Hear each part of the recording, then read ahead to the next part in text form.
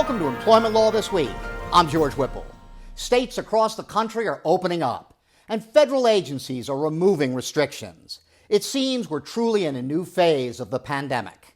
Epstein, Becker, Green's Liz Houghton is here to talk about changing regulations and what employers can expect moving forward. There has been a significant amount of federal legislative and regulatory activity in the past few weeks regarding the ongoing COVID-19 pandemic. For starters, the CDC issued recommendations easing restrictions on fully vaccinated individuals. Nonetheless, the CDC's guidance includes a carve-out for any federal, state, or local regulations, including local business and workplace guidance, essentially giving deference to other regulators and requiring employers to evaluate various regulatory requirements. This has left many employers navigating whether to adhere to the CDC's guidance regarding fully vaccinated employees or to maintain stricter health and safety protocols in the workplace.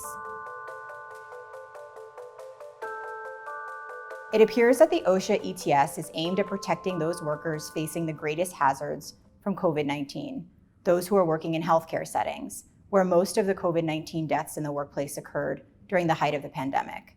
But it interestingly excludes other high-risk workplaces, such as manufacturing, food services, or retail. For non-healthcare employers who are not covered by the ETS, OSHA issued advisory guidance on best practices to identify exposure risks and, in particular, to mitigate risks for those unvaccinated or otherwise at-risk workers. OSHA is clear that this guidance is not a standard or regulation, and it creates no new legal obligations for employers. This guidance tracks a lot of what we already know, that employers can best protect unvaccinated and at-risk workers by encouraging the vaccine and providing paid time off for employees to get the vaccine, to implement physical distancing in communal workspaces, and to provide face coverings, to educate and train workers on COVID-19 policies and procedures, and to perform routine cleaning, among other guidance.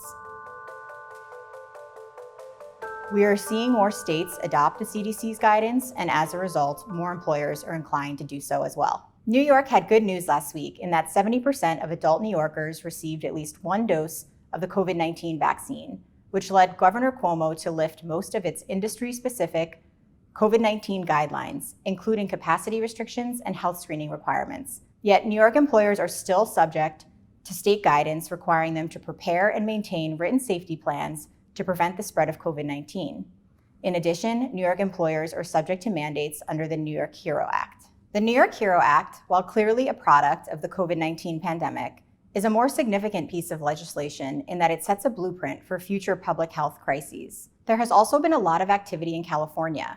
After issuing and then withdrawing revisions to the Cal-OSHA Emergency Temporary Standards, the board approved a latest set of revisions on June 17th. These revisions largely align with current guidance from the CDC and the California Department of Public Health. They ease restrictions on fully vaccinated employees in the workplace. Yet California employers must still, among other things, maintain an effective written COVID-19 prevention plan, provide COVID-19 training, continue daily health screenings, and continue cleaning protocols with some modifications. With these evolving regulations, employers must stay vigilant regarding their continued obligations to maintain a safe and compliant workplace. Some recent guidance is signaling a shift away from COVID-specific rules and regulations to longer-term planning to prepare for and hopefully prevent future outbreaks or health crises in the workplace. Thanks, Liz, and thank you very much for watching. We'll see you next time.